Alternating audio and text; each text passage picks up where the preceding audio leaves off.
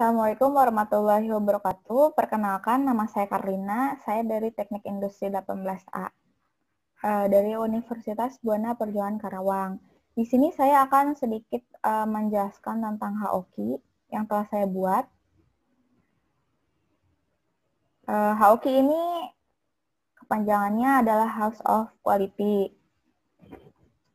Nah, pada HOQI yang telah saya buat ini, produk yang saya ambil yaitu usaha bakso. Nah, dalam membuat HOQI, hal yang pertama kali harus kita tentukan adalah customer needs. Customer needs ini didapatkan dari hasil survei pada customer-customer. Di sini saya sudah mendapatkan 9 poin customer needs, yaitu rasa enak, bahan berkualitas, porsi banyak, ukuran bakso, tempat yang bersih, parkir yang memadai, sirkulasi udara yang baik, sikap pelayanan, dan harga terjangkau. Lalu di sini ada technical requirements atau respon dari perusahaan atas kebutuhan customer. Di sini ada pemilihan bahan baku dan pendukung, teknis pengolahan, teknis penyimpanan, teknik pengemasan atau penyajian, komposisi bahan baku dan pendukung, perawatan alat produksi dan sajian, ketersediaan tempat, dan penetapan harga jual.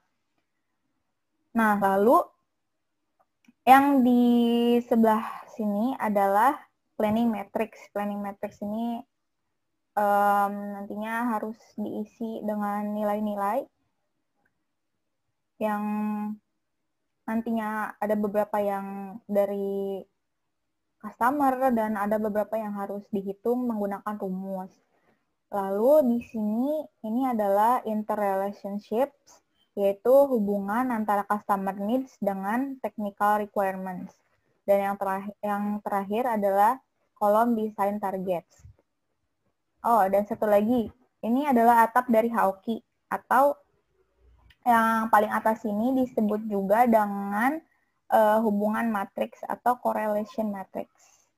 Oke, yang pertama yang akan dibahas setelah menentukan customer needs dan technical requirements itu adalah rating dari pernyataan customer. Rating ini diberikan dari customer kepada usaha bakso yang saya usaha bakso punya saya, dan usaha bakso dari merek lain. Di sini saya mengambil 2 usaha bakso sebagai pembanding. Nah, yang pertama, ini adalah usaha bakso Solo dan yang ini adalah usaha bakso Bujangan. Nah, di usaha bakso saya, customer memberi rating 4 atas rasa enak. Dan di usaha bakso Solo, customer memberi rating 5, dan di usaha bakso Bujangan, customer memberi rating 4. Lalu, pada poin bahan berkualitas, itu customer memberikan rating 4, semuanya 4, kepada usaha-usaha bakso yang ada di sini. Lalu, porsi yang banyak, sampai harga terjangkau. Nah, ini bisa dilihat sendiri ya. Lalu, setelah itu, pada kolom ini, atau baris ini, itu ada yang namanya improvement factors. Nah, improvement factors ini didapatkan dari hasil perhitungan. Hasil perhitungan ini memiliki rumus, yaitu mohon maaf, kalau ini itu adalah goals dari usaha bakso yang saya dirikan. Karena customer memberikan rating 4 terhadap rasa enak kepada usaha bakso saya, maka di kolom ini itu hal-hal tersebut, si poinnya ini ditentukan untuk dengan tujuan melakukan peningkatan. Nah, di sini kan rasa enaknya itu 4 pada usaha bakso saya. Nah, di sini di kolom goals ini saya memberikan rating 5. Lalu bahan berkualitas sini 4, sini 5. Nah, untuk porsi yang banyak karena dia itu sudah optimal, maka di kolom goals ini saya tetap berikan poinnya 4 dan seterusnya sampai harga terjangkau. Lalu yang selanjutnya ini baru improvement factors. Improvement factors ini didapatkan nilainya dari perhitungan nilai-nilai atau rating-rating dari kolom goals dikurangi pernyataan customer terhadap usaha bakso saya, lalu dikali 0,2 ditambah 1. Nah, contohnya 5 dikurangi 4 itu 1. 1 dikali 0,2 itu 0,2 dan 0,2 ditambah 1 sama dengan 1,2 dan seterusnya sampai yang terakhir. Lalu yang selanjutnya itu adalah kolom sales point. Sales point ini rentang nilainya itu adalah 1 sampai 1,5. 1 untuk yang tidak memiliki value added, 1,3 itu value added-nya biasa aja, dan yang 1,5 itu value added-nya tinggi. Dan pada sales point ini,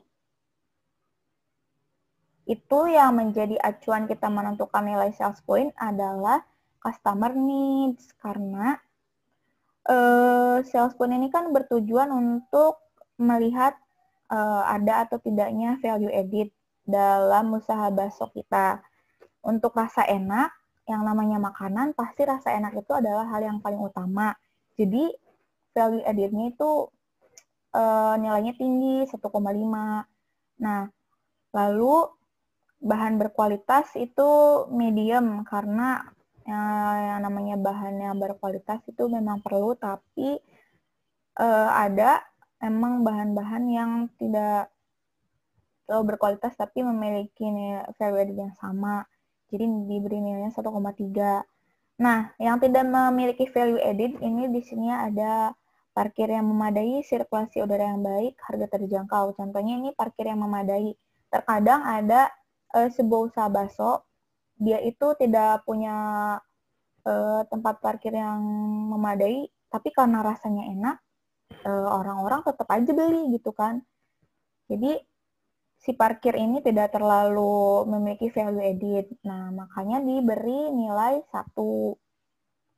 Lalu yang selanjutnya ada overall weighting. Nah, nilai overall weighting ini didapatkan dari hasil perhitungan.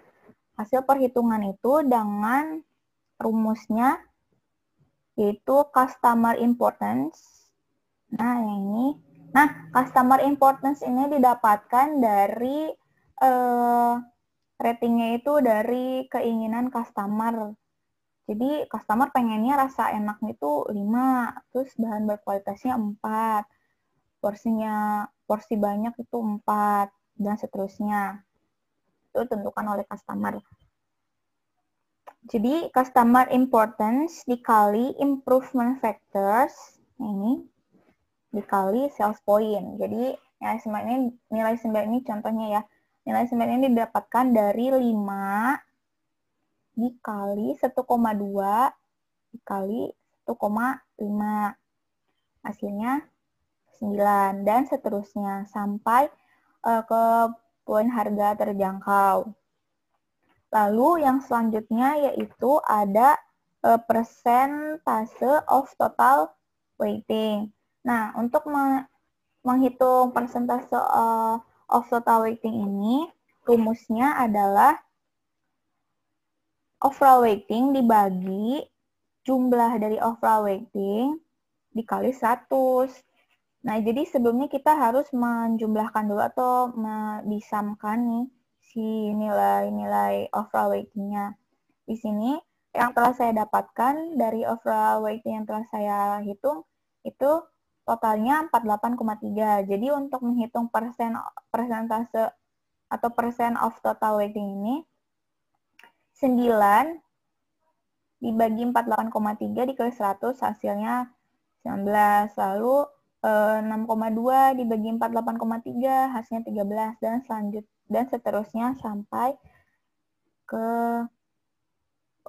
kolom terakhir.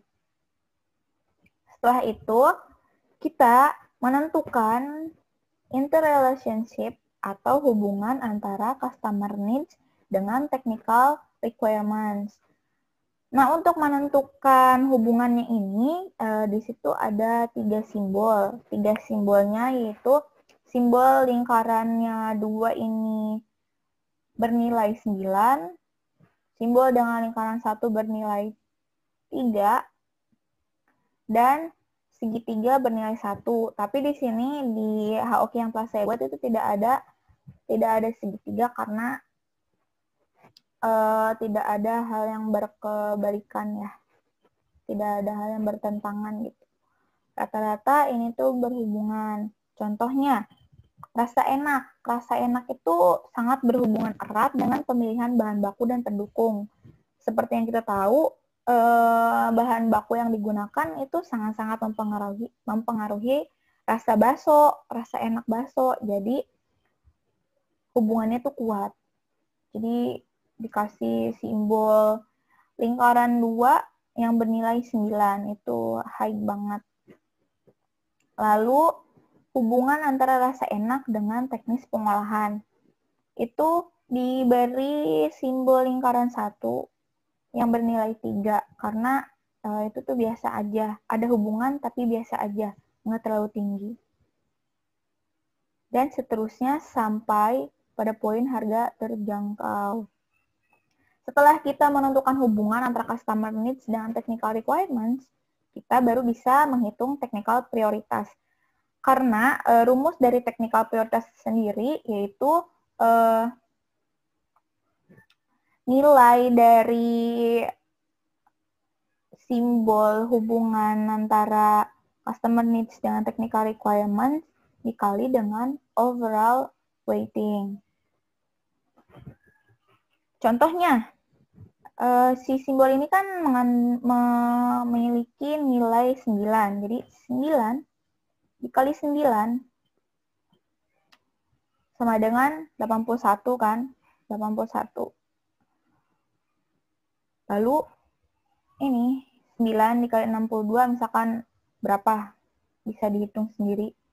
Nah, nanti nilai-nilai yang sudah dihitung ini dikali ini nilai ini dikali 6,2, lalu nilai ini dikali 4 itu dijumlahkan. Hasilnya adalah 172,8.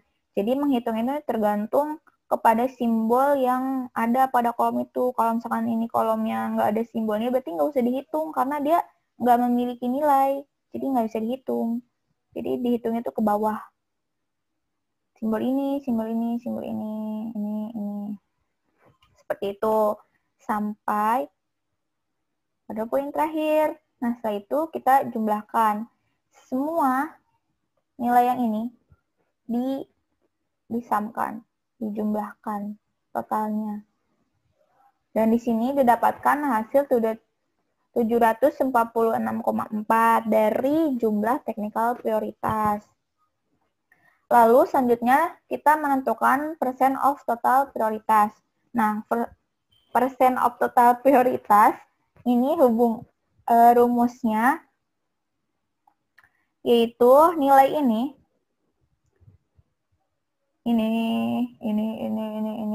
dibagi 746,4 dikali 100. Contohnya pada nilai yang pertama 172,8 dibagi 746,4 dikali 100 hasilnya 23.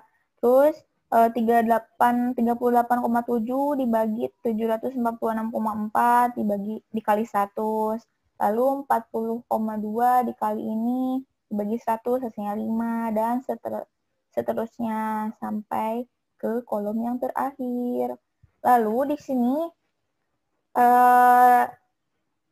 Poin selanjutnya yaitu ada technical benchmark. Technical benchmark ini digunakan atau berfungsi untuk membandingkan usaha bakso kita dengan usaha bakso merek yang lain. Dan dengan tujuannya untuk mengetahui apa nih yang apa sih poin-poin yang mana nih yang harus dilakukan improvement atau peningkatan. Contohnya nih di sini.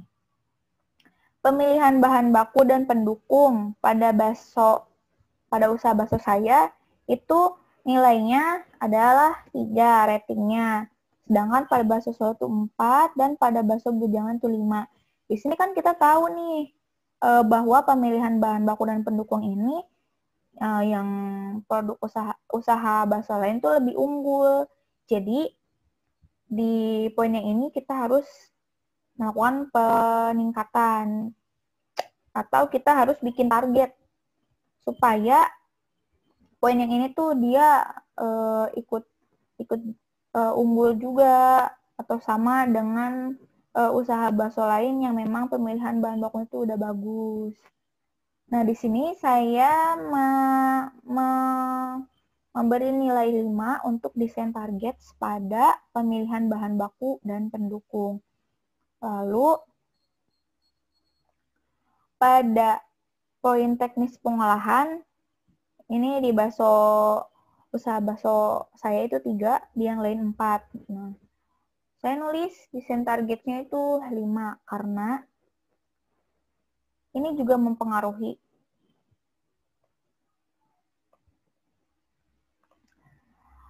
Untuk teknis pengolahan ini sangat-sangat berpengaruh kepada suatu usaha bakso. Karena kalau misalkan kita nggak tahu teknis pengolahannya yang baik itu seperti apa, akan berimbas juga kepada rasanya.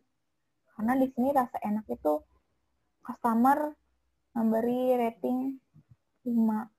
Jadi itu sangat-sangat penting. Oh iya, nah poin penting di sini juga poin penting yang harus diutamakan dalam usaha bakso itu kita bisa melihat dari percent of total weighting. Di sini yang paling gede itu adalah rasa enak. Jadi kita di sini bisa tahu bahwa rasa enak itu adalah poin yang penting. Karena dia punya nilai percent of total weighting-nya tinggi. Lalu yang kedua itu adalah tempat yang bersih. Customer berarti pengen usaha bakso itu atau